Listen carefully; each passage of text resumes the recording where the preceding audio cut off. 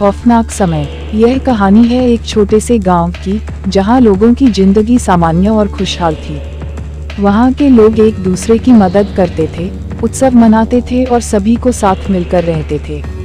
एक बार ऐसे ही खुशियों और अपार सौहार्द के बीच आया था खौफनाक समय। अचानक से गांव में अजीबोगरीब घटनाएं शुरू हो गईं। रात के अंधेरे में वाणी आने लगी, खिड़कियों से तेज रोशनी आई और दरवाजों पर ख्यालात की आहटें सुनाई देने लगीं। लोग घबराए हुए थे और यह देखकर हैरान भी हुए। गांव के वृद्ध व्यक्ति एक सभा बुलाए और सभी को एकत्रित किया। उन्होंने बताया कि उनकी सोच के अनुसार इन सभी घटनाओं का कारण उनके पास तत्व विज्ञान की किताबों में हो सकता है। वे बताते हैं कि इस समय को खौफनाक समय कहा जाता है और यह वह समय होता है जब ब्रह्मांड की ऊर्जा अव्यवस्थित हो जाती है।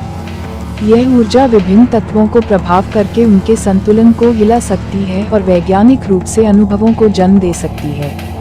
इस खौफनाक समय में लोगों के मन में भय का महसूस होता है और अपरिचित तत्वों के आभास होते हैं। वृद्ध व्यक्ति ने कहा कि इस खौफनाक समय में सबसे अधिक प्रभावित होने वाले लोग वे होते हैं जो भय को सामने लेकर अपनी सामर्थ्य का अभिप्रेत नहीं कर पाते हैं। यदि हम इस खौफनाक समय को सामर्थ्य से देखें, तो हम इसका सामना करने के लिए तत्पर हो सकते हैं। यह सुनकर गांव के लोग आश्चर्यचकित हुए और वृद्ध व्यक्ति की सलाह पर विश्वास करने लगे। उन्होंने सोचा कि खौफनाक समय के दौरान ध्यान और शांति से बने रहने से उन्हें उसका सामना करने में सफलता मिल सकती है। खौफनाक समय की रात आई और गांव के लोग ध्यान और शांति के साथ एकत्रित हुए। उन्होंने मन को शुद्ध रखने के लिए मंत्रों का जाप किया और ध्यान में जाने का प्रयास किया। वे अपनी आंतरिक व्यवस्था करके खुद को मजबूत बनाने का प्रयास किया। उन्होंने एक दूसरे के साथ संगठित रहकर भय को परास्त किया और सामर्थ्य से इस मुश्किल समय का मुकाबला किया।